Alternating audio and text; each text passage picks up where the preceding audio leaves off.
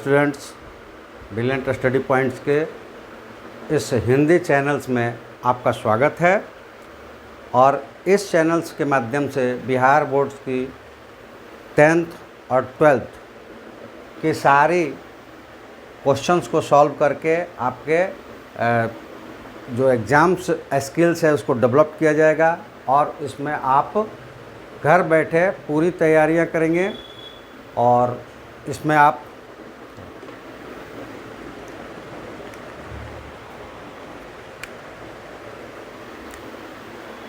Hello students, brilliant study points के Hindi channels में आपका स्वागत है। और आज का टॉपिक जो है वो है त्रिभुज, यानी कि प्रश्नावली 6.1। और उसमें आप देखेंगे कि क्लास 10th का है ये, और घर बैठे आप पूरी तरह से तैयार कर पाएंगे। इसके लिए जो जुड़े हुए थे फर्स्ट सेशन से का जो जितने टॉपिक्स है वो कराया गया है, सेकंड सेशन के टॉपिक कराए जा रहे हैं, लेकिन रिपीट फिर सारे टॉपिक्स होंगे। इसलिए जो नए हैं, जो नहीं जुड़े हैं, वो जल्दी से जुड़ जाएं। और आज हम लोग देखेंगे 6.1 जो कि त्रिभुज से है। ये चैप्टर्स का नाम त्रिभुज है। तो त्रिभुज में हम लोग क्या पढ़ने वाले हैं, तो पहले यहाँ जान लें कि दो चीज़ें हम यहाँ पे पढ़ेंगे। त्रिभुज में एंगल और साइड्स के विषय में पढ़ा जाता है। तो 9th क्लास में हम लोग त्रिभुज की सर्वांग समता को पढ़ा, लेकिन 10th क्लास में समरूपता को पढ़ेंगे। और समरूप कैसा होता है, तो दो ट्रायंगल्स हैं, अगर उनके तीनों साइड्स कॉरस्पॉन्डिंग साइड्स है वो प्रोपोर्शनल हो, या फिर तीनों की एंगल बराबर हो, कॉरस्पॉन्डिंग एंगल बराबर हो, संगत कोण जो हो बराबर हो, तो वो त्रिभुज आपस में समरूप कहलाएंगे और उनका साइन इस तरह से होगा। ठीक है, तो आज हम लोग उसी समरूपता का इस्तेमाल करते हुए 6.1 को करते हैं। अब इसमें पहला क्वेश्चन है कि कोष्टक में दिए गए शब्दों में से सही शब्दों का प्रयोग करते हुए रिक्त स्थानों को भरिए। अब ये देखिए, सभी वृत्त डैश होते हैं। तो ये देखिए, मान लें कि हमने एक छोटा वृत्त खींचा, एक बड़ा खींचा, एक इससे भी बड़ा खींचा। तो इस कंडीशंस में आप देखते हैं कि चाहे इसकी रेडियस कुछ भी हो, ये देखने में एक जैसा ही है, यानी कि समरूपता है उसमें। सम का मतलब समान, रूप का मतलब दृश्य, जो देखते हैं वो एक जैसा दिखना चाहिए, बिल्कुल सेम टू सेम। और कब दिखेगा, जब ट्रायंगल्स होंगे या अदर कोई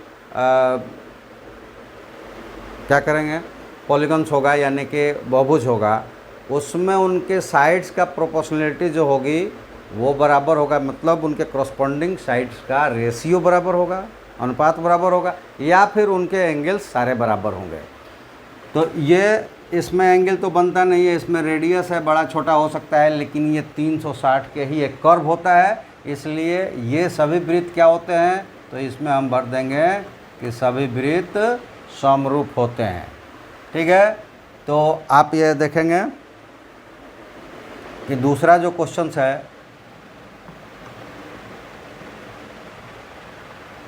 और दूसरा क्वेश्चन क्या है, पहले क्वेश्चन में ही अभी कुछ बचे हुए हैं। तो पहले क्वेश्चन का दूसरा है, सभी वर्ग क्या होते हैं। आप भी बता सकते हैं कि सभी वर्ग जो होते हैं, चाहे छोटा हो या बड़ा हो, उसकी साइड्स सारे इक्वल होते हैं और एंगल भी इक्वल होते हैं। आप ये देख लीजिएगा कि सभी वर्ग जो होते हैं वो क्या होते हैं, समरूप होते हैं, समरूप होते हैं। ठीक है, सभी डैश त्रिभुज समरूप होते हैं। तो ये देखिए, ये अगर हम इक्विलेटरल ट्रायंगल की बात करें, वो बड़ा हो या चाहे छोटा हो, उनके सारे एंगल्स होंगे 60-60 का होगा। तो इसलिए उसमें हो जाएगा समबाहु त्रिभुज, यहाँ पे हो जाएगा समबाहु त्रिभुज। ठीक है, अब ये कहता है कि चौथा वाला क्वेश्चन है कि भुजाओं की समान संख्या वाले दो बहुभुज समरूप होते हैं यदि उनके संगत कोण क्या हो, बराबर हो। बराबर हो तथा उनकी संगत भुजाएं समानुपाती हो। बराबर नहीं, समानुपाती। समानुपाती का मतलब क्या होता है कि उनका अनुपात एक बराबर हो, सम हो। सम का मतलब बराबर हो। ठीक है, जैसे अगर हम इसको मान लें कि ये ए है, बी है, सी है और ये पी क्यू आर है, तो अगर ए बी और पी क्यू की कोई रेशियो निकालते हैं यानी अनुपात, तो वो उसके ए सी बाई पी आर के अनुपात के बराबर होगा। और वहीं होगा अनुपात किसके, B C by Q R के, यानी कि तीनों भुजाओं के अनुपात समान होंगे, अनुपात समान होगा। अब भुजाओं के जो या तो भुजाओं के त्रिभुजों के कोण बराबर होंगे तो वो समरूप त्रिभुज कहलाएंगे या बहुभुज कहलाएंगे। दूसरा क्वेश्चन है कि आपको निम्नलिखित युग्मों के दो भिन्न भिन्न उदाहरण देना है, जैसे कि समरूप आकृतियाँ। और समरूप आकृतियाँ में हो जाएगा कि इक्विलेटरल ट्रायंगल या फिर वृत्त या फिर आयत, आयत नहीं वर्ग। ठीक है, और ऐसी आकृतियाँ जो समरूप नहीं हैं, तो समरूप नहीं है तो इसमें कह देंगे कि एक एक्यूट ट्रायंगल और एक ऑब्ट्यूज ट्रायंगल। समरूप नहीं है, एक आयत और एक वर्ग समरूप नहीं है। तो ये इस तरह के आप दे सकते हैं।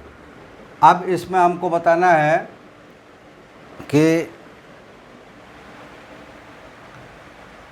तीसरा क्वेश्चन है कि बताइए कि निम्नलिखित चतुर्भुज समरूप है या नहीं है। अब ये देखिए, यहाँ पे ऐसा है कि ये दिया हुआ है 1.5 और ये दिया हुआ है 3, ये दिया हुआ है 1.5 और ये दिया हुआ है 1.3, ये 1.5 और ये 1.5 और 3। अगर इनका अनुपात निकालेंगे तो ये 1/2 आएगा। क्यों? क्योंकि 1.5/3 इज इक्वल टू 1/2।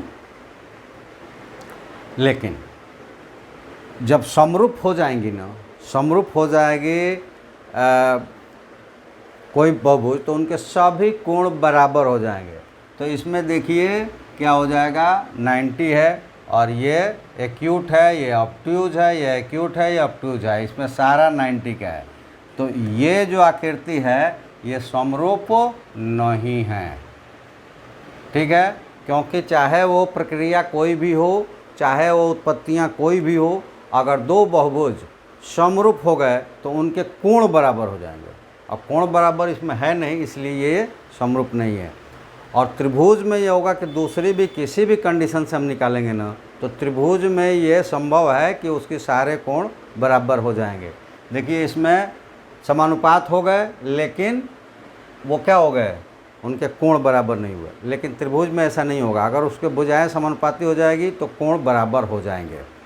तो इसलिए अलग स्थितियों में बहुभुज जो है उनके साथ दोनों कंडीशन होना चाहिए, या तो उनके सभी कोण बराबर और साथ ही साथ उनके सभी भुजाओं का अनुपात बराबर हो। लेकिन त्रिभुज में कोई एक होगा तो वो समरूप हो जाएंगी। चलिए नेक्स्ट, अब इसी समरूपता का इस्तेमाल करते हुए हम एक पहला जो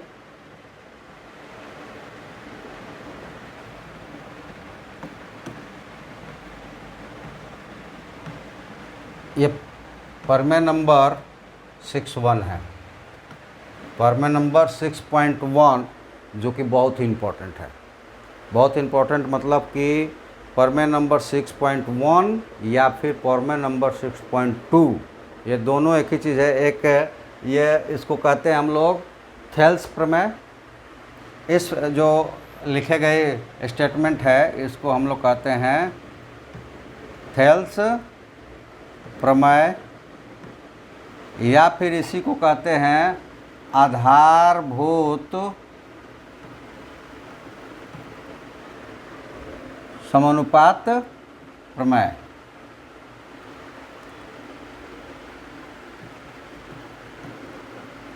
अनुपाती प्रमेय, थेल्स प्रमेय या बीपीटी, बेसिक प्रोपोर्शनैलिटी थ्योरम, आधारभूत समानुपाती प्रमेय। कभी कभी ये होता है कि ये दे देगा कि थेल्स प्रमेय या आधारभूत समानुपाती प्रमेय का क्या कहें उसको, स्टेटमेंट लिखें, यानी कि उसके कथन को लिखें और साबित करें। तो इसलिए आपको ये भी याद रखना पड़ेगा। और वो क्या होगा कि यदि किसी त्रिभुज की एक भुजा के समानांतर अन्य दो भुजाओं को भिन्न भिन्न बिंदुओं पर प्रतिच्छेद करने के लिए एक रेखा खींची जाए तो ये अन्य दो भुजाओं को एक ही अनुपात में विभाजित कर देगी, यानी हो जाती है। तो आपको ये कथन जो है इसको याद रखना पड़ेगा कि यदि किसी त्रिभुज की एक भुजा के समानांतर अन्य दो भुजाओं को भिन्न भिन्न स्थानों पर प्रतिच्छेदित करने के लिए एक रेखा खींची जाए तो ये अन्य दो भुजाएं एक ही अनुपात में विभाजित हो जाती है। तो ये कथन भी याद रखना पड़ेगा और इसको प्रूफ करना होगा। तो चलिए इसको हम लोग कैसे प्रूफ करेंगे इसके लिए देखते हैं। वैसे आपके बुक्स में ये पूरा किया गया है, लेकिन इसको हम एक बार फिर से करके दिखा देते हैं। इसके लिए सबसे पहले आप क्या करेंगे कि एक त्रिभुज लेंगे,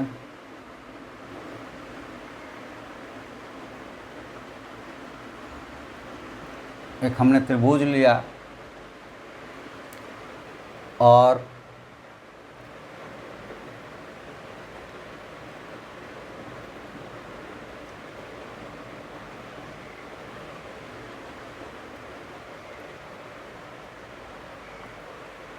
एक लाइन हमने खींचा,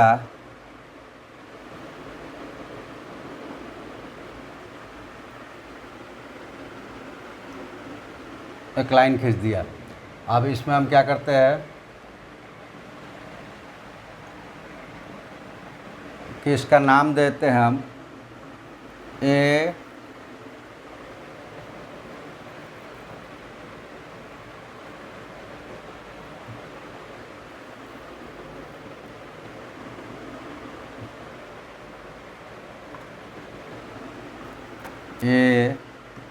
बी और सी,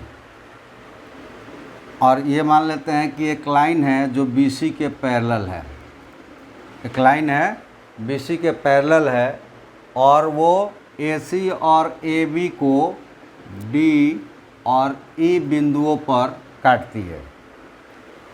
तो हमें प्रूफ करना है कि AD/DB = AE/AC, ये हमें प्रूफ करना है। तो चलिए इसको हम लोग दो तरह से प्रूफ कर सकते हैं। पहला, अभी जो हम लोगों ने समानुपात पढ़ा, और दूसरा जो इसका बेसिक सारे बुक्स में या सारे टीचर्स आपको जो कराते हैं। ठीक है, चलिए पहले सारे टीचर्स ये आपके बुक्स में हैं क्योंकि वो आपको जल्दी समझ में आएगा। बुक्स में भी आपने देखा होगा, स्कूल्स में भी आपने देखा होगा, और उसी तरह से आप कोचिंग वगैरह जाते होंगे, वहाँ भी लोग करवाए होंगे। तो चलिए इसको हम लोग करते हैं। तो कोई भी चीज़ ये ध्यान रहे कि आपका मार्किंग कैसे होता है, तो इस पे विशेष ध्यान होना चाहिए कि जब भी हम किसी स्टेटमेंट को यानी कथन को प्रूफ करते हैं तो प्रूफ करते वक्त हमको चार चीज़ें की ज़रूरत पड़ती है। पहला, एक कि स्टेटमेंट्स क्या है उससे गिवन क्या है ये लिखते हैं, यानी कि दिया क्या है, और उसके बाद हमको साबित करना क्या है, ये चीज़ें हमें पहले ही लिखते हैं। इस पे आपको 1/4 मार्क्स ही मिल जाता है, इतने ही पे। लेकिन उसके बाद स्टेटमेंट्स ऐसा सोचे कि आप इतना ही लिख कर छोड़ दें आपको मार्क्स मिल जाए, ऐसा नहीं होता है। तो उसके बाद आपने क्या किया कि गिवन क्या है, यानी कि दिया क्या है, साबित क्या करना है, अगर उसमें कोई कंस्ट्रक्शंस है तो वो कंस्ट्रक्शंस करना, और अगर नहीं है तो कंस्ट्रक्शन छूट जाता है। लेकिन उसके बाद उत्पत्ति हम लेते हैं कि क्या क्या हम लेंगे और उससे हमको प्रूफ करना है। एट लास्ट हम साबित हुआ लिखते हैं। तो सबसे पहले हम गिवन के चर्चा करें तो क्या दिया गया है, तो हम यहाँ लिखेंगे कि दिया है कि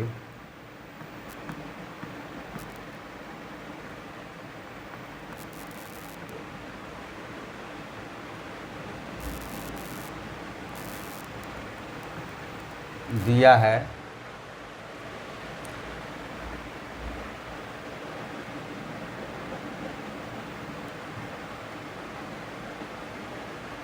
DE रेखा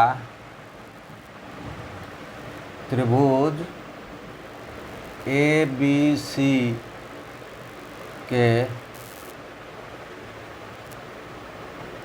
भुजा BC के समांतर जाती हुई भुजा AB और AC को बिंदु D और E पर प्रतिच्छेद करती है।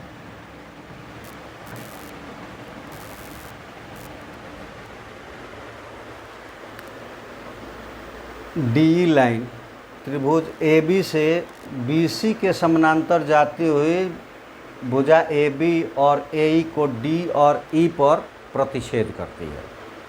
ठीक है, तो साबित क्या करना है हमें? तो साबित करना है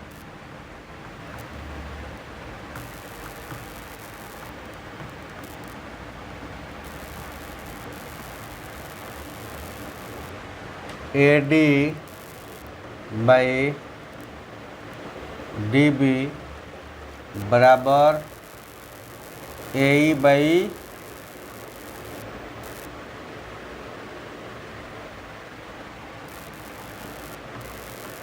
EC, AE बाई EC।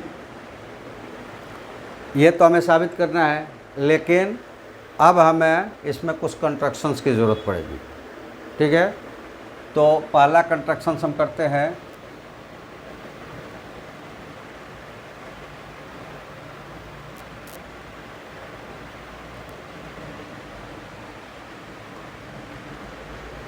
कि हम BE को मिला देते हैं।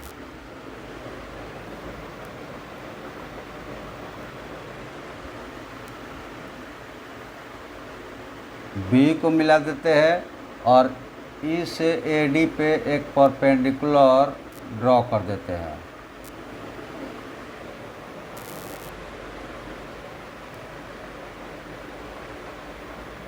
परपेंडिकुलर ड्रॉ कर देते हैं। ठीक है, और दो ट्रायंगल हम लेते हैं।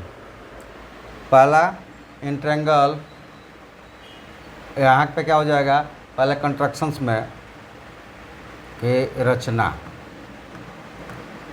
रचना में हमने क्या किया कि पहला है कि B को मिलाया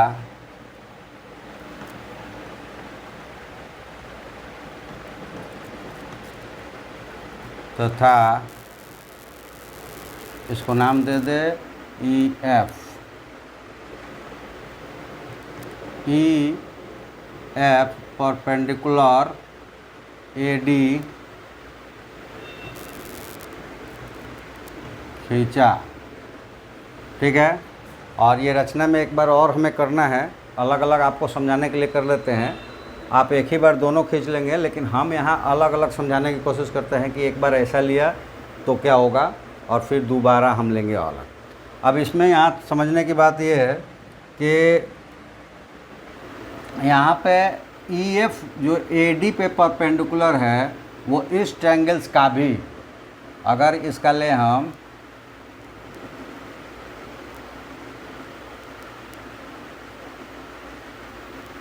तो इस ट्रायंगल्स का भी वही परपेंडिकुलर है।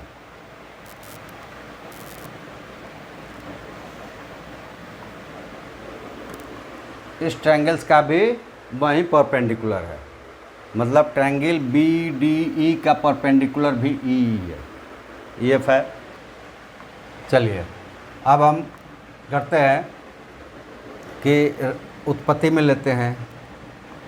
उत्पत्ति, और उत्पत्ति में क्या होगा कि त्रिभुज ए डी ई तथा त्रिभुज बी डी ई से क्या करेंगे, क्षेत्रफल त्रिभुज ए डी ई बटा क्षेत्रफल त्रिभुज कितना बी डी ई।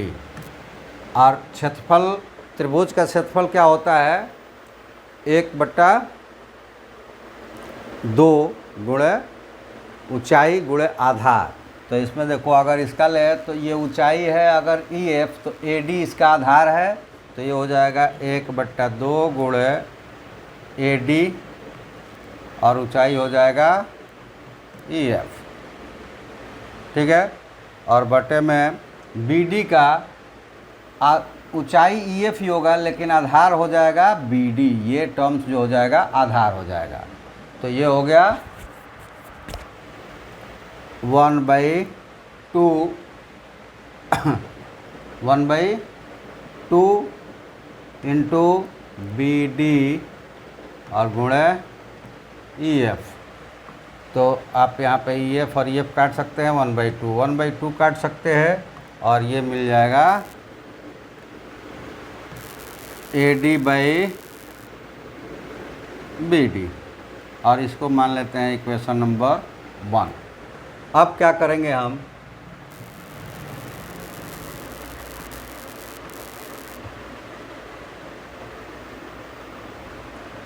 ये हो गया।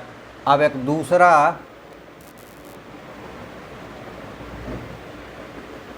हम कैलकुलेशन लेंगे और वो कैलकुलेशन क्या होगा कि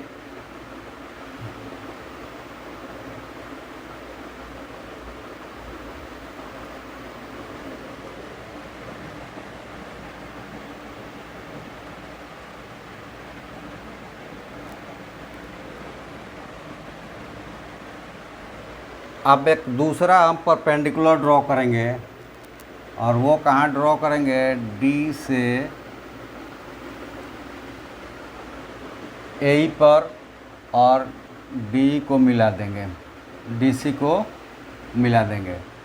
अब जो हमें ट्रायंगल्स मिला है वो 2 ट्रायंगल्स मिलेंगे,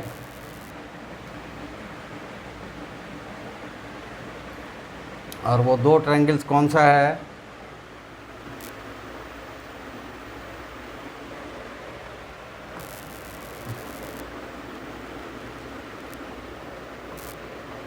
इसको ब्लॉक करना पड़ेगा पहले, ये ब्लॉक कर दिया, अब नहीं जाएगा। एक ये ट्रायंगल हो जाएगा और ये तो ट्रायंगल्स है ही ए डी, और अब उसमें हमने नाम दे दिया वहाँ पे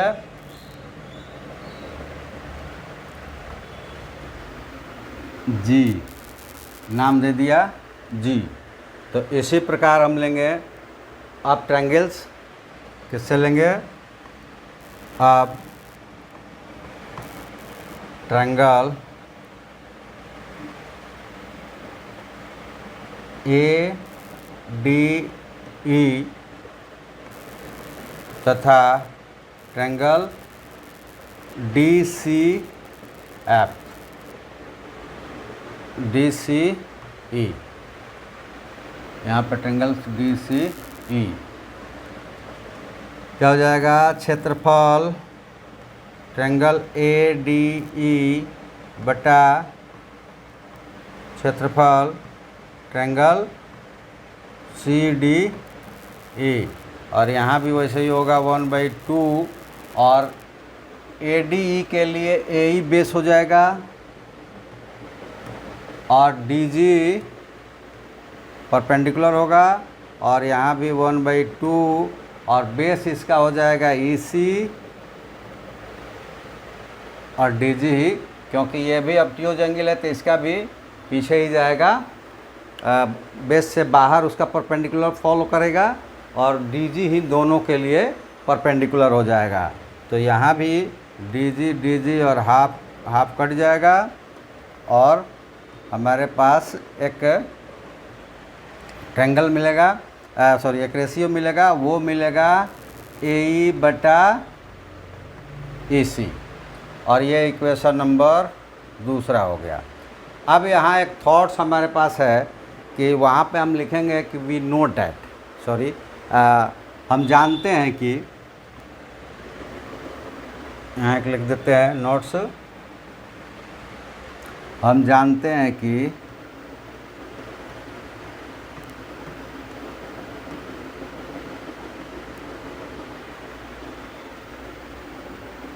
दो त्रिभुज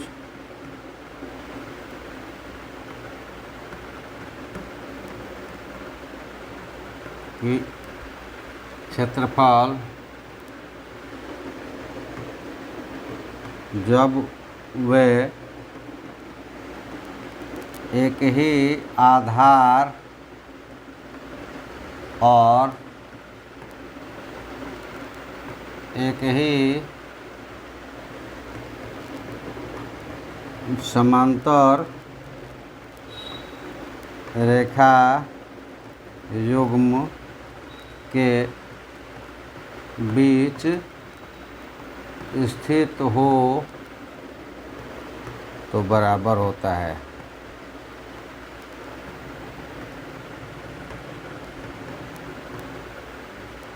क्या बराबर होता है? तो पहले लिख दिया गया है दो त्रिभुजों के क्षेत्रफल जब वो एक ही आधार और एक ही समांतर रेखा के युग्म के बीच स्थित हो तो बराबर होता है, यानी कि क्षेत्रफल बराबर होता है। तो यहाँ क्या एक ही आधार और एक ही समानांतर के बीच में, तो BC समानांतर है और D उनका कॉमन आधार है। ये देखिए इस भुजा BDE के लिए भी DE आधार है और DEC के लिए भी DE आधार है, मतलब एक कॉमन उसकी भुजा है और दो उसके एक ही युग्म समांतर युग्म के बीच में स्थित है, तो उनका जो एरिया होता है वो क्या होता है? समान होता है। तो ऐसी स्थिति में क्या हो जाएगा?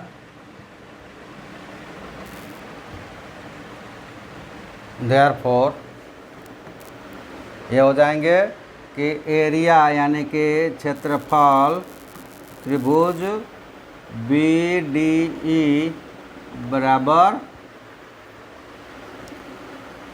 त्रिभुज क्षेत्रफल त्रिभुज CDE, और ये इक्वेशन नंबर थर्ड। अब हम मैच करेंगे इक्वेशन नंबर फर्स्ट, सेकंड और थर्ड को। तो फर्स्ट में कहता है कि एरिया ऑफ क्षेत्रफल त्रिभुज ADE और क्षेत्रफल त्रिभुज BDE की जो समानुपात अनुपात आ रहा है AD/BD, और क्षेत्रफल ADE और क्षेत्रफल CDE का अनुपात आ रहा है AE/EC।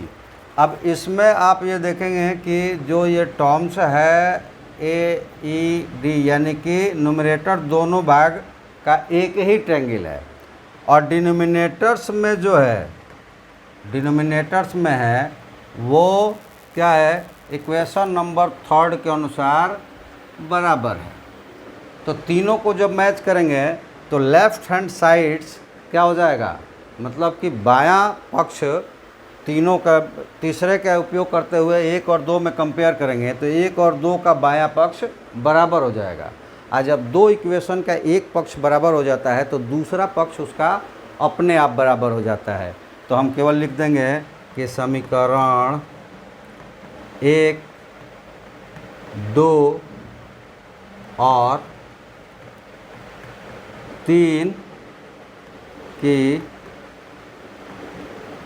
तुलना से क्या मिल जाएगा हमें? तो ये दोनों बराबर हो गए आपस में, तो इसको बराबर लिख सकते हैं। ये मिल जाएगा हमें AD/BD, थोड़ा सा ऊपर ले लेते हैं,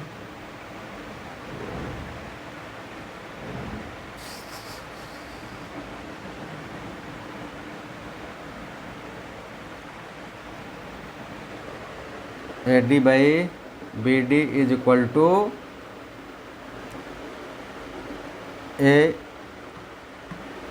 AE/EC, और यही हमें प्रूफ करना था, तो यहाँ पे लिख देंगे साबित हुआ।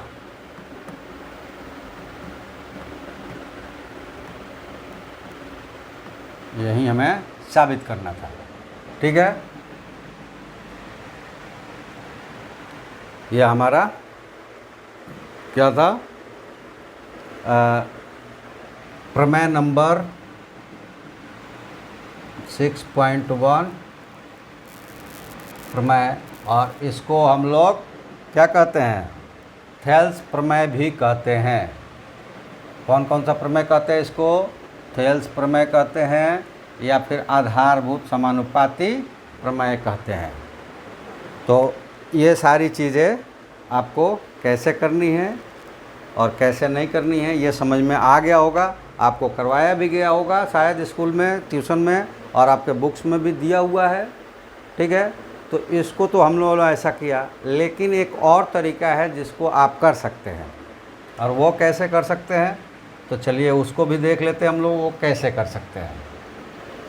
तो स्टेटमेंट यही रहेगा, दिया हुआ सब वही रहेगा, केवल आपको बदलना क्या है, उत्पत्ति। और उत्पत्ति को कैसे बदलेंगे ये आइए दिखाते हैं हम आपको। तो बाकी सारे वहीं रहेंगे, और अब हम उत्पत्ति को बदलने की कोशिश करते हैं। चलिए, इतनी सारी चीज़ें हमें नहीं चाहिए, अब हमें केवल इतना ही से हम लोग कर लेंगे। कैसे कर लेंगे, तो ये देखते हैं कि दिया हुआ है कि DE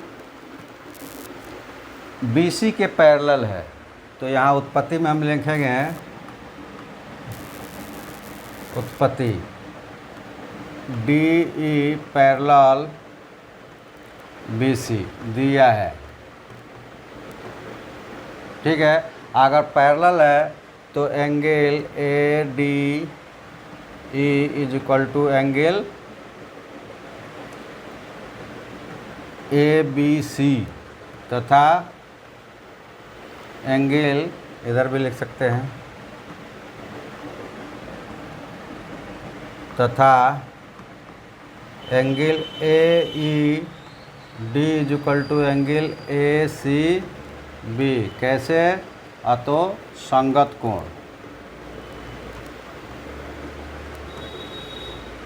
ये संगत कोण है, ठीक है। तो क्या हो जाएगा, इसलिए त्रिभुज ADE समानुपात होगा किसके, त्रिभुज ABC, किस प्रॉपर्टी से, तो A समरूपता से।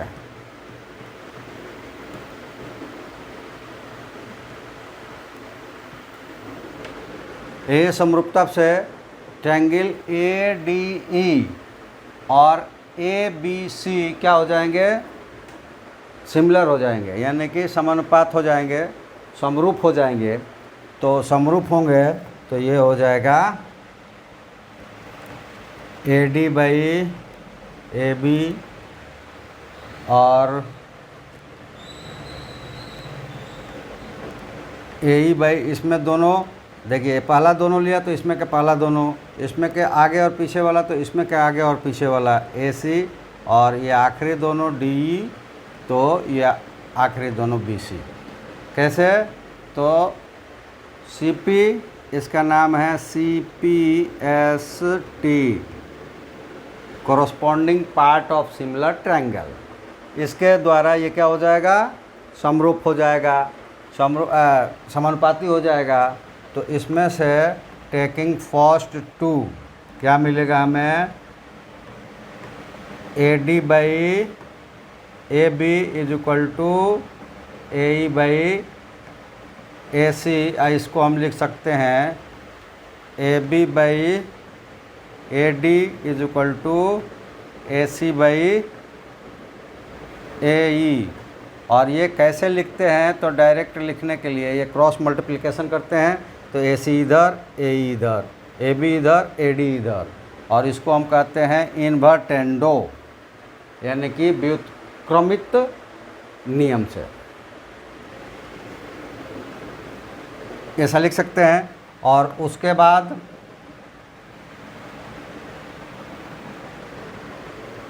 क्या करते हैं कि इसमें हम दोनों तरफ एक घटाने पर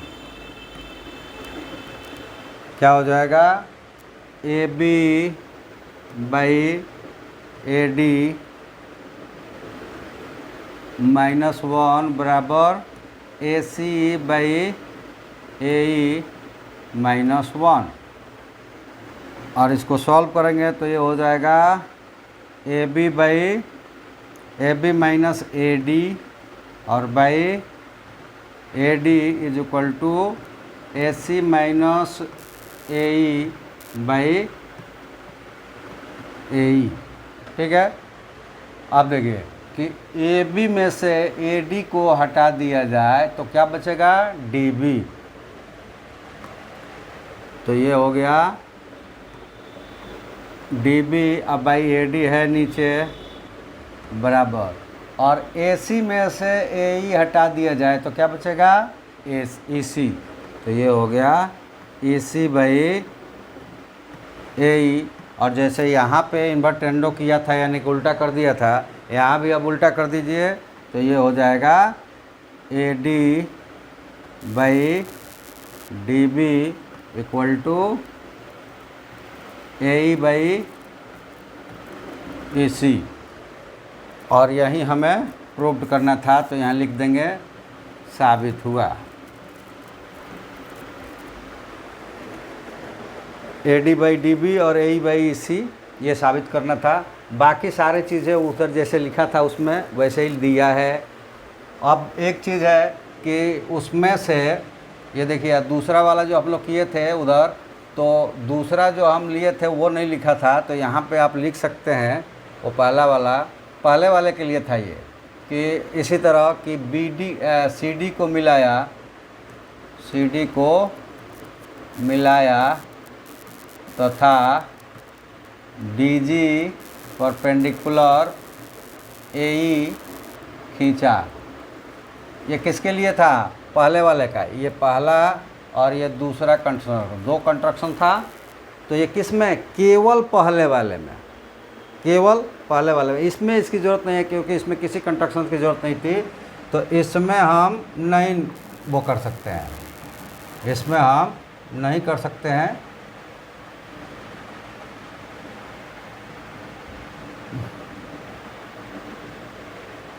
इसमें हमें कंस्ट्रक्शंस की ज़रूरत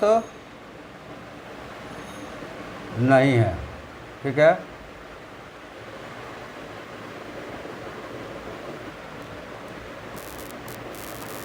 ए बाई ई सी, इसमें हमें कंस्ट्रक्शंस की ज़रूरत नहीं है, तो इसमें हम केवल इतना ही करेंगे। दिया है वो ले लेंगे,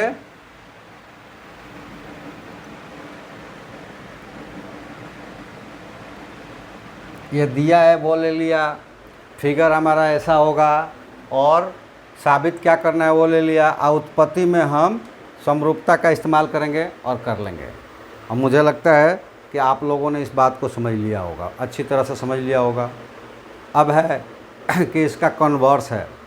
ठीक है, तो अगले वीडियोज़ में हम इसके कन्वर्स को करेंगे और साथ ही 6.2 एक्सरसाइज को भी करेंगे। इसमें आपने देखा कि 6.1 एक्सरसाइज और थेल्स थ्योरम्स के दोनों प्रकार, जो तरीके आपको अच्छे लगे हों उस तरीके से बनाइए, किसी तरीके से आपका मार्क्स नहीं कटेगा।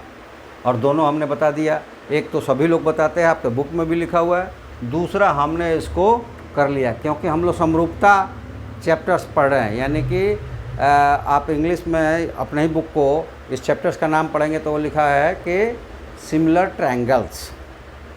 ठीक है, हमारे यहाँ समरूप त्रिभुज हम लोग लिखेंगे इसमें। तो समरूप त्रिभुज में पढ़ रहे हैं तो समरूपता से भी हमने इसको प्रूफ करके दिखा दिया, और आप लोग क्या करेंगे, दोनों में से किसी का इस्तेमाल करेंगे। तो स्टूडेंट्स, अगर आप चाहते हैं कि 90+ आपका मार्क्स हो मैथ और साइंस में, तो अभी मैथ चल रहा है, साइंस भी चलेगा इसी में। और इसी क्लास में आपको लाइव क्लासेस भी दी जाएगी जहां आपके क्वेश्चन जो भेजे रहेंगे उसका। तो इसके लिए आप क्या करेंगे कि उस वक्त हमको क्वेश्चंस भेजेंगे, क्वेश्चंस का हम पेज पलटेंगे और वो करेंगे। तो इससे बेटर ये होगा कि आप हमें जो आपको नंबर्स प्रोवाइड करवाए जा रहे हैं उस नंबर्स पे आप मैसेज करके हमको क्वेश्चंस बता दीजिए। लेकिन ये ध्यान रहे कि जिस टॉपिक्स में हम लोग चल रहे हैं उसी टॉपिक्स के क्वेश्चंस को बताइए। तो फिर आपके डाउट क्लासेस होगा, और या फिर आप कहीं से भी कर सकते हैं, आप क्वेश्चंस कहीं से भी भेज सकते हैं, क्योंकि तैयारियां पूरी चल रही है। तो ये रैंडम और स्पीडली टाइल्स पे चलेगा, तो इसलिए आप क्वेश्चंस भेज सकते हैं अपना। उसको डाउट क्लासेस जो होगा लाइव चलेगा, और वो आपको मैसेज कर दिया जाएगा कि वो किस दिन चलेगा, कब चलेगा। उस दिन आप लोग शामिल होकर उसमें लाइव क्लासेस जो है आप देखकर और अपने समस्या का समाधान कर सकते हैं। तो गैज़ जल्दी से जुड़िए। अगर 90+ मार्क्स लाना चाहते हैं साइंस और मैथ में, वो दोनों में आप हम एकदम 90+ करवाएंगे आपका, और गारंटी के साथ करवाएंगे। लेकिन आपको भी वो काम करना पड़ेगा। वीडियो पूरा देखिए, क्लास में पूरी तरह से ज्वाइन हुई है और पूरा देखिए, घर पे प्रैक्टिस कीजिए, और जो भी क्वेश्चंस आपको प्रॉब्लम दे रहा है तुरंत फ़ोटो कीजिए, व्हाट्सएप नंबर पे डाल दीजिए। ठीक है, हम आपका सॉल्यूशंस लेकर अगले उसमें आ जाएंगे। और डाउट क्लासेस की लाइव क्लासेस चलेगी, जिसमें आप अगर ज़रूरत पड़ी तो मीट पे लाइव क्लासेस चलाएंगे, जिसमें आप केवल कमेंट्स बॉक्स में नहीं लिखेंगे, बल्कि आप डायरेक्ट हमसे वॉइस कॉलिंग करके अपने सवाल पूछ सकते हैं। और सवाल पूछने का मतलब कि आप क्वेश्चंस पहले से दे देंगे, तब हमारे बोर्ड पे आ जाएगा वो पहले से। यहाँ पे हम क्वेश्चंस राइट करेंगे या बुक से ढूंढेंगे तो टाइम वेस्ट होगा। तो इसलिए क्वेश्चन पहले भेज दीजिए, और वहाँ बनते वक्त जो भी आपको नहीं समझ में आ रहा है थ्योरी, वो वॉइस कॉल द्वारा हमसे पूछिए। तो मीट क्लासेस भी हम आपके लिए प्रोवाइड करवाएंगे। साथ ही साथ जब हम लोगों का एग्ज़ाम्स पीरियड आने वाला है, जैसे फरवरी में आएगा, तो जनवरी माह में केवल और केवल हम लोग उन संभावित प्रश्नों पे क्वेश्चन पेपर बनाकर, सैम्पल पेपर बनाकर सॉल्व करेंगे और आपके साथ करेंगे, और वो लाइव क्लासेस होगी। ठीक है, तो इसलिए आप जल्दी से जुड़ जाइए और ज़्यादा से ज़्यादा संख्या में जुड़िए, ताकि हमारा मनोबल भी बढ़े और आपको हम एक अच्छे स्किल तक पहुंचा पाए। तो चलिए, आपसे फिर से निवेदन है कि खुद जुड़िए, दोस्तों को भी जुड़िए, और ज़्यादा से ज़्यादा संख्या में जुड़िए, और गारंटी के साथ 90+ मार्क्स पाइए अगले एग्जामिनेशंस में। तो तब तक के लिए, अगले वीडियो तक के लिए हम आप लोगों से विदा लेते हैं। थैंक यू, धन्यवाद। जय हिंद, जय भारत।